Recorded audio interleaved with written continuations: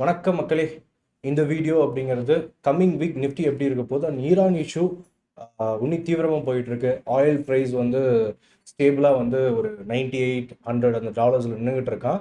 ஃபர்தராக இந்த இஷ்யூனால market coming week இதை எப்படியாவது அஃபெக்ட் ஆக போதா, கேப் அப்பா கேப் டவுனாக கேட்பீங்க அது அப்படிங்கிறதெல்லாம் மொத்தமாக பார்த்துடலாம். ஃபஸ்ட்டு வந்து ஈரான் இஷ்யூ எடுத்துக்கிட்டோம் அப்படின்னா ஈரான் சைட்லேருந்து இன்னைக்கு வந்து 9 மிசைல்ஸ் வந்து லான்ச் பண்ணியிருக்காங்க. அமெரிக்கன் அண்ட் வந்து பிரிட்டனோட பேசஸ் மேலே மிடில் ஈஸ்ட் இருக்கிறதுல அது எல்லாமே பேலஸ்டிக் மிசைல். அதனால இந்த இஷ்யூ வந்து நின்னது பாடே கிடையாது. ஏன்னா ட்ரம்ப் வந்து சொல்கிறது என்னன்னா, முழுக்க முழுக்க ஈரானை நாங்கள் வந்து தனிமைப்படுத்திட்டோம், உங்ககிட்ட எந்த வெப்பனுமே இல்லை, ஜீரோ அப்படிங்கிறாரு. ஆனால் வந்து ட்ரோன் மற்றும் மிசைல் பேலஸ்டிக் மிசைலோட அட்டாக்கு தீவிரமாக ஆகிட்டு தவிர்த்து எங்கேயுமே நிற்க கிடையாது. சரி, அப்போ இந்த வார் முடிய போகிறது இல்லை. ஆனால் கோல்டு ரேட் இறங்குது. கோல்டு நிஃப்டி எப்படி இருக்குது அப்படிங்கிறத ஃபஸ்ட்டு பார்த்துடலாம். ஓகே, நான் இப்போ வந்து நிஃப்டியோட சார்ட் வச்சுக்கிறேன். இப்போ வந்து கிஃப்ட் நிஃப்டி பொறுத்தவரையும் நமக்கு வந்து சேம் ப்ரைஸில் தான் க்ளோஸ் ஆகிருக்கு. பெரிய ஒரு டிஃப்ரெண்ட்லாம் கிடையாது. 140 ரேஞ்சில் தான் இருக்குது. இப்போ நிஃப்டி எடுத்துக்கிட்டோன்னு வச்சுக்கோங்களேன். நிஃப்டி நமக்கு லாஸ்ட் வீக் வந்து 23 வந்து நல்ல ஓப்பனிங் சப்போர்ட் எடுத்தது. 23 கீழே பிரேக் ஆகி க்ளோஸ் ஆகணும். முக்கியமாக என்ன அப்படின்னா 23,000 இருக்கிற புட் ஆப்ஷனில் வந்து அன்வைண்டிங், அதாவது க்ளோஸ் பண்ணிட்டு போகிறாங்க அங்கே இருக்கிற ரைட்டர்ஸ் அப்படிங்கிறது கண்டிப்பாக பார்த்துக்கு வந்து அந்த ஓப்பன் இன்ட்ரெஸ்ட் ரொம்ப முக்கியமானது. அப்போ தான் ஃபர்தராக இன்னும் ஒரு 500-600 பாயிண்ட் விழுகிறதுக்கான வாய்ப்பு இருக்கா அப்படின்னு நம்ம பார்க்க முடியும். சரிங்களா?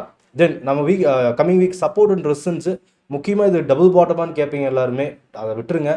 பேட்டர்ன்லாம் வந்து கண்டிப்பாக இந்த மாதிரியான மார்க்கெட்டில் வந்து நடக்காது.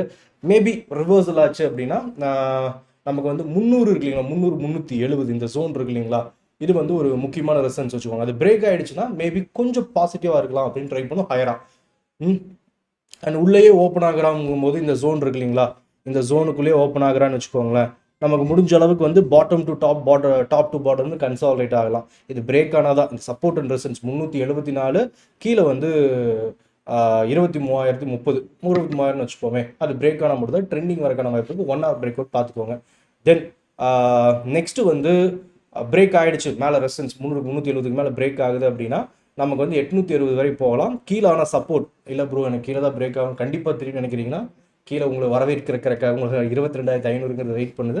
ஓவராலாக 21,800 ஃபால் வந்து கிராஷ் மாதிரி கண்டினியூ ஆகுது நல்ல கேப் டவுன்ஸில் அப்படின்னா 21,800 வரை போகலாம். அண்ட் குளோபல் மார்க்கெட் பொறுத்தவரையில் நாஸ்டாக்கு வெள்ளிக்கிழமை கிட்டத்தட்ட 1.5% மேலே டவுன் ஆகிடுக்கு. அண்ட் நிக்கி எல்லாமே டவுனில் தான் இருக்குது. பெரிய ஒரு பாசிட்டிவ் இல்லை. யூரோப்பியன் மார்க்கெட்டில் ஃபுல்லாக விழுந்து கிடக்கு. சரிங்களா? நெக்ஸ்ட்டு பார்த்துட்டோம்னா பேங்க் நிஃப்டி அண்ட் வந்து இதெல்லாம் பார்த்துடலாம். பேங்க் நிஃப்டி சப்போர்ட் ரெசன்ஸ் நல்ல ரேஞ்சு நமக்கு 141 54 141 ரெசன்ஸு அண்ட் சப்போர்ட்டு அண்ட் 51,721. சரிங்களா? பிரேக் அவுட்ஸ் எல்லாம் கண்டிப்பாக வந்து மூமெண்டம் கொடுக்கும். இல்லைன்னா இந்த ரேஞ்சுக்குள்ளே மாட்டிட்டானா சைட் வேஸில் அரைக்க ஆரம்பிச்சிருவாங்க. மண்டே என்னை பொறுத்தவரை மேபி அது கேப் டவுன் ஆகலாம். ஒருவேளை ஆகலைன்னா ஃப்ளாட் ஓப்பனிங்னா மார்க்கெட் வந்து நல்லா கன்சாலிடேட் பண்ண ஆரம்பிச்சிருவான். சரிங்களா? ஆனால் வாலடைல் கன்சாலிடேஷனாக இருக்கும். அது 300 பாயிண்ட் ரேஞ்சுங்கிறது மினிமம் இருக்கும். ஒரு இன்ட்ராடே ஹைட்டிலோ நல்ல வாலடைலாக இருக்கும் கன்சாலிடேஷன். தென் ஃபினான்ஸ் ஆல்ரெடி பாருங்கள், இது ஒரு அற்புத குழந்தை. லைவ்லேயே சொல்லுவேன் நான், பிரேக் பண்ணிடுவான் ப்ரோ மற்றவங்களுக்கு முன்னாடி. நீ பாருங்கள் ஏற்கனவே பிரேக் பண்ணிட்டான் தெரியுதுங்களா, இந்த லோ ஏற்கனவே பிரேக் ஆகிடுக்கு. அற்புத குழந்தை கீழே போகிறதுக்கு காட்டுது, முன்னாடியே காட்டிட்டான் மற்றவங்களுக்கு முன்னாடி. மண்டே கேப் டவுனா அப்படிங்கிறத பார்த்துருவோம். நான் நினைக்கிறேன் மேபி சின்ன கேப் டவுன் இருக்கலாம் அப்படிங்கிறது. தென் 23,000 கீழே கேப் டவுன் ஆயிடுச்சு அப்படின்னா கண்டிப்பாக இந்த candle first 15 minutes candle wait பண்ணுங்கள். தென் கண்டினியூஸாக லோஸ் பிரேக் ஆகுதுன்னா மார்க்கெட் அங்கேருந்து இன்னொரு 150-200 பாயிண்ட் ஃபாலோ ஆகிறதுக்கான வாய்ப்பு இருக்குது மண்டே. சரிங்களா? அண்ட் விக்ஸ் பாருங்கள் 22 ஸ்டேபிளாக இருக்குது.